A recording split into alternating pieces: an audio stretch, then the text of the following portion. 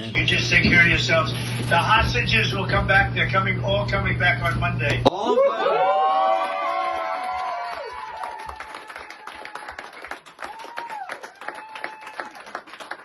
Thank you, sir. Thank you. Have fun. So long. Breaking news. President Trump just announced that the hostages will be released on Monday in a phone call to the families of the hostages. Let's hear it. And they want to say something. Is that right? All right, hold on. President Trump, you have the best crowd in the world. What do you guys have to say to President Trump? Thank you very much, everybody. You did it! Thank you.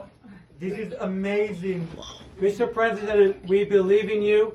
We know you've done so much for us over the past, since you became a president, even before that. And we trust you'll fulfill the mission until every hostage, every 48 of the hostages are home. Thank you so much. Blessed be the peacemakers. God bless you, Mr. President. God bless America. Thank you very much. You just take care of yourselves. The hostages will come back. They're all coming back on Monday.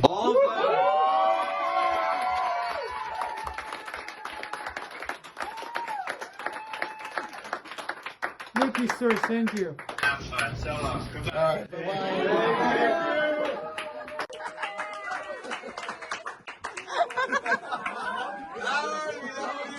Wow, the joy of these families is unbelievable. I just feel sorry for the ones who will not get their children back alive. Meanwhile in Gaza, they're celebrating in the street and promising to repeat October 7. Can't say that I'm surprised.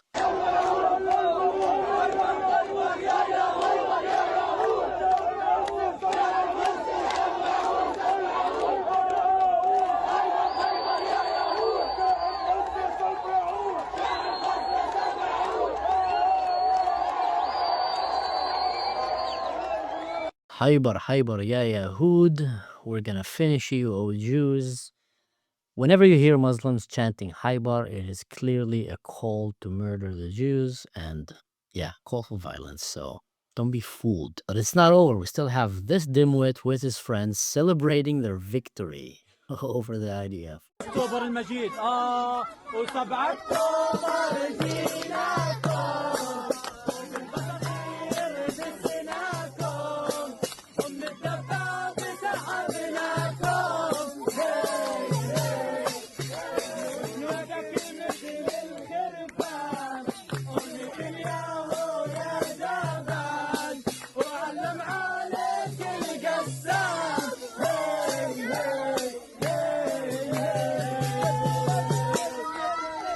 Nothing new under the sun. Palestinians always pull over their weight class. They get beat up, destroyed. Gaza is completely demolished, but they're celebrating victory. And in a rare video, we can see the actual meeting that took place in Egypt.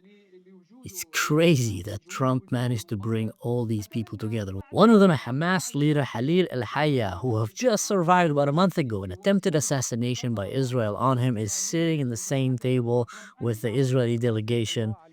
And somehow they managed to come to an agreement to release the hostages and end the war. You can say a lot of things about Trump, but he pulled it. He pulled this off. يا أستاذ جيد مرة أخرى أرجوك قبل أن أنتقل إلى سعادة السفير والله الحدود الشرعية الوطنية الفلسطينية، لأنه يا أستاذ محمد نحن لا يمكن أن نقبل بتمزيع الوطن الفلسطيني هو غزة والضفة والقدس الشرقية. يا أستاذ جيد مرة أخرى أرجوك قبل أن أنتقل إلى سعادة السفير. That's what many people in the West refuse to understand. For the Muslim world, Gaza is part of the total Muslim empire. Any land under Muslim occupation is part of their ummah, and the worst thing that can happen for them is to lose that.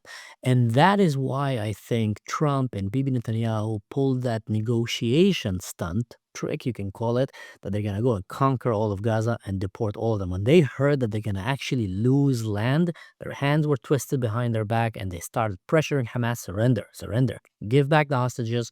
We can't allow you to lose land. A big example is what's happening in Syria as well. Muslims don't want to lose Syria. Syria is Christian. Syria was always Christian.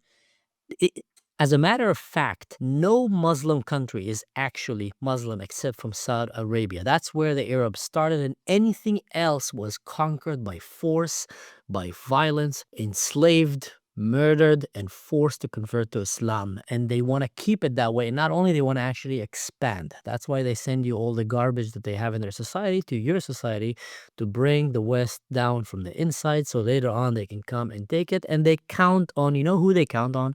They count on the left. They count on the radical, woke left activists and Hollywood stars and mainstream media because they bought them. But anyway, these are allegedly the 20 Israelis that are still alive in captivity. Now, I want to make something clear. Everything that I'm sharing here is out there in the public domain. There's about 48 remaining Israeli hostages in Gaza. 20 of them are reported to be alive, which we're going to show you the pictures right now, or what we believe to be the ones. And the rest were ones who were murdered on October 7 or later on murdered by Hamas and the Gazan people in captivity. And now we're hoping to see their bodies returned for eternal rest in Israel. So again, I don't want to wrong the families or the friends of the victims. Maybe I'm wrong. I'm just sharing with you what is publicly out there in the public domain and hopefully will be released by Monday. So we have Alon Ohel, 24 years old, gifted young pianist. Avinatan O, 32, captured with his girlfriend, Noah Al-Gamani. That's the famous image where you saw Noah screaming on the bike and she's calling for him and he's been torn away from her and taken to Gaza, something that you can see only in a movie. I remember when I saw that, I said, if they manage to rescue them, that would be the most epic, bad Tusi, special forces behind enemy line movie. And they managed to rescue Noah Al-Gamani with one of the most daring Yamam undercover operation behind enemy lines, but they haven't managed to rescue him. Ariel Cuino, 28, one of the brothers from the kibbutz Nir Oz taken hostage by Hamas. David Cuino, 34, the older brother of Ariel, who was also kidnapped from their family home in the kibbutz. That's him with his daughter. Bar Kuplerstein, 23-year-old. Bar was kidnapped by Hamas from the Nova Festival, just an innocent civilian who just wanted to go dance and enjoy a party. Eitan Horn, 38, a beloved youth leader known for helping newcomers to Israel. Eitan was taken hostage during the October 7 attack. His younger brother, Lei, was also kidnapped and was released on February 2024. Eitan Mo, 25. He was working security at the Nova Music Festival and was last seen helping others to get to safety when Hamas opened fire in the chaos and trying to protect his fellow festival goers. Eitan was himself taken captive by the hijacker. Elkanah Bukhbu, 36 years old, a Nova Music Festival attendant who was taken hostage by Hamas while he was helping wounded festival goers to survive. Evyatar David, 24, kidnapped while attending the Nova Music Festival. Many of you might have seen him because of these horrific Holocaust-style images where he's being starved. While his capturer Hamas are going fast from all the humanitarian aid they're stealing from their own people. It just shows you who are the good guys and who the bad guys here. Guy Gilboa Dalal, 24, was at the Nova Festival with his brother. Gal was kidnapped while his brother managed to escape. Maxim Helking, 37, a dual Russian-Israeli citizen originally from Ukraine. Maxim, well, I guess that's why Putin didn't really work to release him. Maxim was abducted at the Nova Music Festival. His partner, young daughter, and family wait desperately for news from him. Nimrod Cohen, 20 years old, an IDF soldier taken captive by Hamas during the October 7 attack. His mother, Vicky, says she still dreams of hugging her son again after so many months in captivity. My goodness, the nightmare these parents must have been going through. Omri Miriam, 48 years old, a resident of Nachal Oz, seized by Hamas on October 7. His wife, Lishi, and their two daughters, Roni and Alma, have now marked 2 birthdays each without him. Roni is 4, Alma is 2.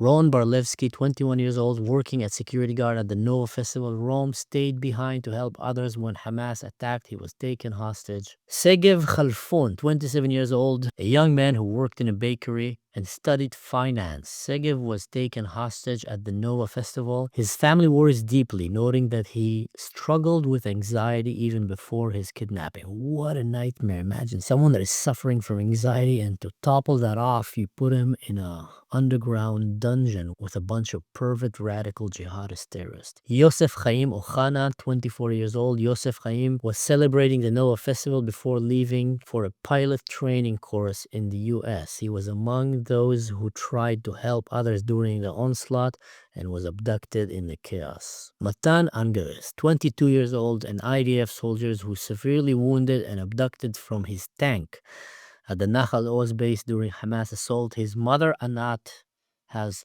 urged him to stay strong as the family awaits his return. I think that's the famous image that we've seen of the soldier being dragged out of the tank after the tank was hit by a mortar that apparently was dropped on it from a drone and maybe a few RPGs. These tanks, by the way, people don't understand, these tanks held the line. There were a few tanks there that fought fiercely and took down as many terrorists as they can. Some tanks were only manned by female crew, and they went blitzkrieg on these terrorists, running them down, cutting them down. And Hamas and the Gazans have made their entire effort to stop them because that was the main threat for them, because unfortunately the Air Force and the Apache were not there in time and probably could have stopped the entire October 7 if they were there. It's amazing how easily Israel could have stopped October 7. Amazing how easily Israel and how badly Israel have failed. Terrible. Terrible. Matan Zungauker, 25 years old. Matan was abducted from Kibbutz Nir Oz along with his girlfriend, Ilana Gritzweski, who was later freed in November 23. His mother continued to write public letters urging him to hold on until he's home. Gali and Ziv Berman, two brothers from Kfar Aza who were taken hostage together when Hamas attacked the kibbutz. They have spent 2 birthdays in captivity as their family waits in agony for their return. Wow. Just insane. Over here you can see the image of all the 48 hostages that are still being held right now in Gaza. My prayers and thoughts with the families. And also just let's think about it for a second. Everybody's going to be rejoicing when you see the live hostages coming back. Obviously, I'm going to be, I'm going to be shouting out of the rooftops. We've been waiting for this day for 2 years. But there's also the families of the ones who did not come back alive. The ones who got murdered on October 7 and the ones whose bodies were taken into Gaza or who were murdered inside of Gaza, like the Bibas family and the children strangled to death by the terrorists. I mean, what kind of a sick monster will do that? What kind of a sick monster will come and kidnap an innocent woman with her 2 babies? One was 1 year old. That just shows you the level of morality. And when you see the Gazans celebrating, that is what they're celebrating. Let us not forget. Here's the official announcement by Donald Trump. I'm very proud to announce that Israel and Hamas have both signed on the first phase of our peace plan. This means that all of the hostages will be released very soon. And Israel will withdraw their troops to an agreed upon line as the first step towards a strong, durable, and everlasting peace. I think he's being a bit naive here, but okay. All parties will be treated fairly. This is a great day for the Arab and Muslim world. That's interesting that he said that first. Israel, all surrounding nations, and the United States of America. And we thank the mediators from Qatar who basically it's like thanking the thief after he stole your money because he gave it back. We all know that Qatar sponsored and supported Hamas on October 7 and later on even used as a base to shelter and harbor their leadership so they don't get assassinated by Israel. So let's take it with a grain of salt, this thinking of Qatar. I hope that Donald Trump is saying that just out of courtesy, for the deal to work out. Because if you really think that Qatar are partners for peace and partners for America, then that's going to be very, it's just going to blow in your face. There's no way around it. Egypt and Turkey, who worked with us to make this historic and unprecedented event happen. Blessed are the peacemakers. Sorry, guys, they are not peacemakers. They're just doing that because they're afraid of losing Gaza and because you've showed them strength. Peace by strength. Donald Trump said that a lot. Bibi Netanyahu said that a lot. That was the only way to get these terrorist supporter nations to come, these radical jihadist Muslim nations, let's call it what they are, to come and agree and pressure Hamas to give back the hostages. Donald Jr. Trump, President of the United States of America. One of the guys that I follow, a great guy, I interviewed him actually in one of my podcasts. His name is Asher Gedalia. He does very good commentary about everything that has happened. He's an American Israeli and someone who fought relentlessly on October 7 to go and rescue civilians along with his brother, but he didn't really know that his brother was fighting in the same battle because they all just jumped out of their, Shabbat synagogue and just went to fight. His brother died during that fighting, and I made a podcast with him. Great guy, fascinating podcast. He wrote this: Trump's ability to get Hamas to agree to return all hostages as part one of the deal without committing to Hamas' continued existence is elite level, one of a breed kind diplomacy and genius. Time will tell what's going to be next. What is Israel going to do after the hostages have been back? Is Israel going to leave Hamas to go and take over control over Gaza? Because obviously, guys, they're not going to give away that control, and they're going to try to arm themselves right now because there's a lot of clashes that are happening in Gaza right now between different tribal factions and families. We call them Hamulot, that were badly hurt and devastated by Hamas as they were kidnapping the humanitarian aid and killing their own people, and they're all coming for blood right now. So I'm pretty sure that once Israel disengage, you're going to start seeing clashes in Gaza, people killing each other in the streets and just acting like animals. It's inevitable. Mark my words, it's inevitable. And we're going to see Hamas going and trying to establish its dominance again. And the way they do that in the Middle East is by violence and extreme brute force. They're going to go and try to take all the collaborators, all the peaceful Gazans that actually dared to voice a reasonable voice, calling for peace, calling that they don't hate the Jews and don't want to destroy Israel, are going to probably be persecuted and executed in the days to come. So our prayers with the peaceful people in Gaza. May God protect you after the IDF gets out of there. Anyway, guys, I hope you enjoyed today's video. If you want to help support this channel, don't forget to do the like, share, subscribe. And if you want to practically help this channel keep growing, go and check my Patreon, where you can find practical, direct ways to support my work. But until then, guys, don't do anything stupid. And in general, don't do anything that I would do. Stay safe. See you next time.